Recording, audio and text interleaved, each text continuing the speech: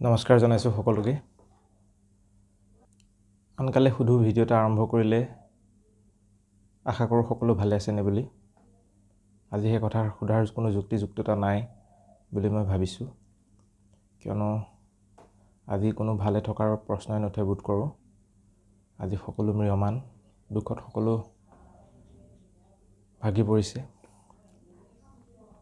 সকলোৱে বুকুত প্ৰচণ্ড যন্ত্ৰণা, বেদনা আৰু কষ্ট লৈ আছে। যোৱাকালি ঠিক 2মান বজাৰ পৰা আৰম্ভ হোৱা অসমৰ বাবে আটাইতকৈ দুখজনক আৰু আটাইতকৈ কষ্টদায়ক খবৰটোৱে আজিৰ এই মুহূৰ্তলৈকে কোনো অসমীয়া মানুহক শান্তিৰে শুবলৈ, শান্তিৰে খাবলৈ বা শান্তিৰে ক'ৰবাত একেঠিয়ে থাকিবলৈ দিয়া নাই, আৰু হয়তো অনাগত কিমান দিনলৈকে নিদিব তাৰ কোনো নিৰ্দিষ্ট সময় নাই। কিন্তু বহুত ভাবি আছোঁ আচলতে কিয় ক'ৰ পৰা এনেধৰণে এজন মানুহ অকস্মাত নোহোৱা হৈ গ'ল। যদি তেওঁৰ স্বাস্থ্যজনিত অসুস্থতাৰ কাৰণে তেখেত অসমৰ কোনোবা চিকিৎসালয়ত চিকিৎসাধীন হৈ থাকিলহেঁতেন, অসমৰ পৰা উন্নত চিকিৎসাৰ কাৰণে অসমৰ বাহিৰলৈ ভাৰতৰ যিকোনো এটা প্ৰান্তৰ এখন উন্নত চিকিৎসালয়লৈ পঠোৱা হ'লহেঁতেন, তাত তেওঁৰ চিকিৎসা কৰা হ'লহেঁতেন, 2-3 দিনৰ উন্নত চিকিৎসাৰ অন্তত ভাৰতৰ পৰা বাহিৰলৈ তেওঁক পঠিওৱা হ'লহেঁতেন তাতোতকৈ উন্নত চিকিৎসাৰ কাৰণে। আৰু এনেধৰণে অহৰহ চিকিৎসা প্ৰক্ৰিয়াৰ বা চিকিৎসকৰ চেষ্টাৰ পাছত যদি ভগৱানৰ ওচৰত হাৰ মানিলেহেঁতেন চিকিৎসা বিজ্ঞানে বা তেখেতৰ আয়ুস ৰেখাই, তেতিয়া হয়তো অকণমান কষ্টটো গম পালোহেঁতেন। কিন্তু অকস্মাত এটা খবৰ আহিছে যে জুবিন গাৰ্গ আৰু নাই। কথাটো নাজানো অকল এনেধৰণৰ কষ্ট এটা ময়ে পাই আছোঁ নে মোৰ দৰে বহুজনে পাইছে। কোনেও অকণমানো একো কৰিবলৈ সুযোগ নিদিয়াকৈ, একো ভাবিবলৈ সুযোগ নিদিয়াকৈ অকস্মাত তেনেকৈ নাইকিয়া হৈ যোৱাটো, সেইটো আচলতে সকলোতকৈ দুখ লগা কথা। সেইটোৱে চবতকৈ বেছি মানুহক অশান্তি দিছে, আমনি দিছে, চবতকৈ বেছি দুখ আৰু ক্ষোভত মানুহক অস্বস্তিত ভুগাইছে। কিন্তু কথা এটা মনলৈ আহিল,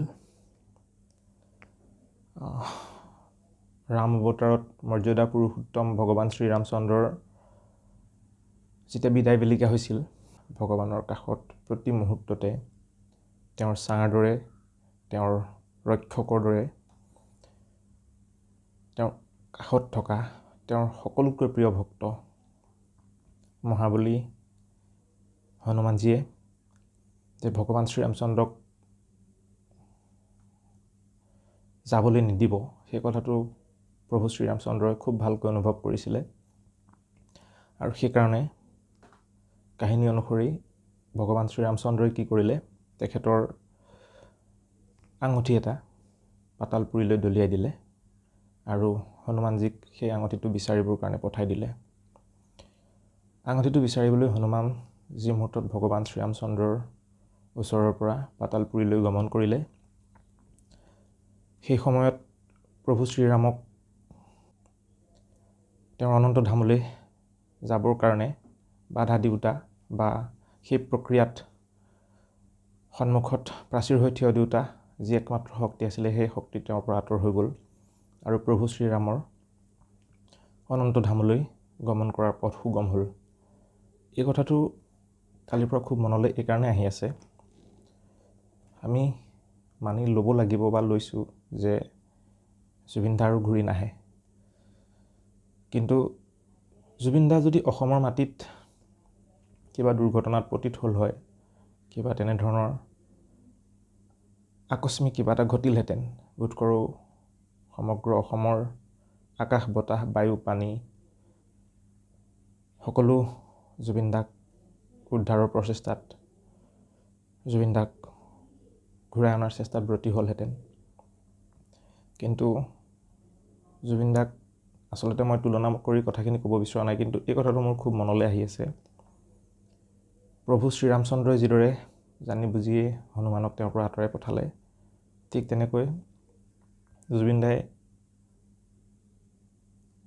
খুব সংগোপনে আমাৰ সমগ্ৰ অসমৰ বা সমগ্ৰ অনুৰাগী সমাজৰ মাজৰ পৰা তেওঁ বহুত দূৰলৈ প্ৰথমতে আঁতৰি গ'ল। সমগ্ৰ অনুৰাগী সমাজক তেওঁৰ পৰা আঁতৰাই পঠালে। তাৰ পাছত আকাশে গাতে ল'বৰে মন, সাগৰ তলিত শুবৰে মন, সেই গীতটি তেওঁ নিজেই গাইছে। আৰু সঁচাকৈ সকলোৰে পৰা বহুত দূৰত নিজকে অৱস্থান কৰাৰ পাছত তেওঁ নিয়তিৰ নিয়ম অনুসৰি সাগৰতলিত শুবলৈ গুচি গ'ল। আৰু এই গোটেই পৰিক্ৰমাটোত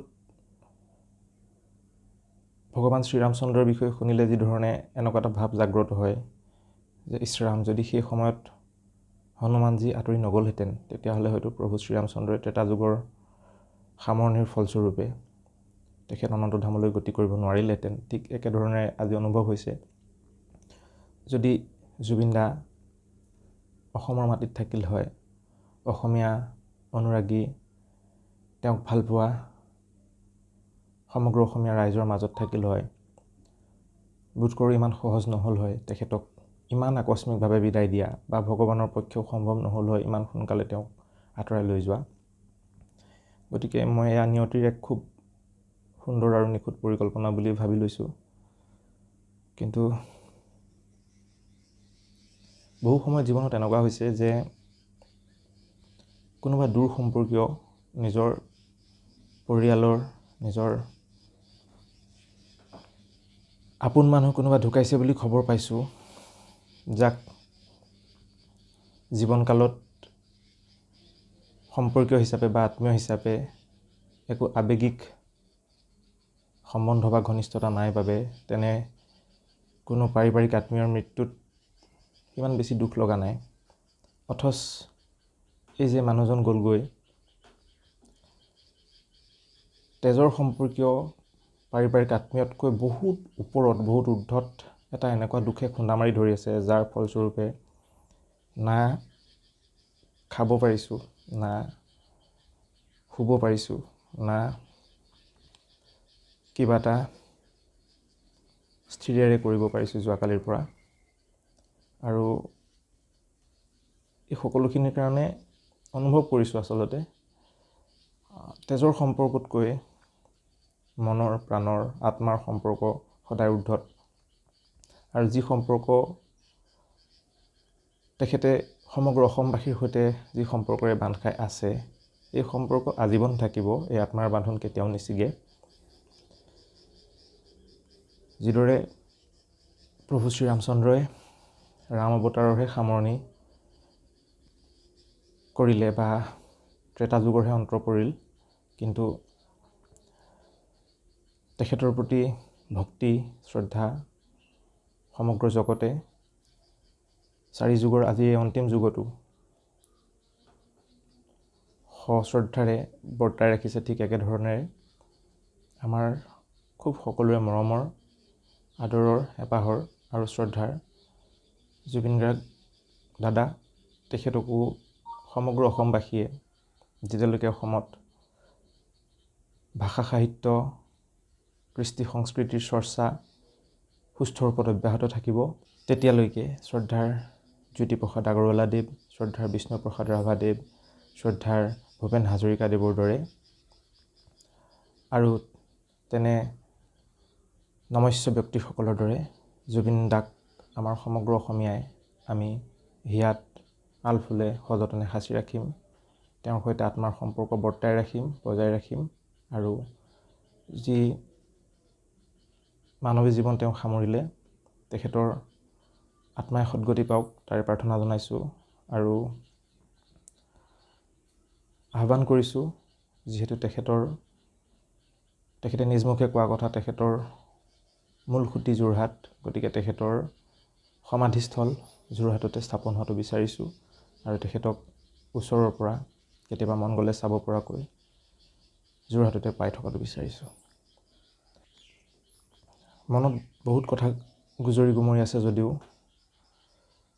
সামাজিক মাধ্যমত ইতিমধ্যে বহু কথাই গুঞ্জনৰ সৃষ্টি কৰিছে, গতিকে একেখিনি কথাকে পুনৰবাৰ ক'বলৈ মন যোৱা নাই।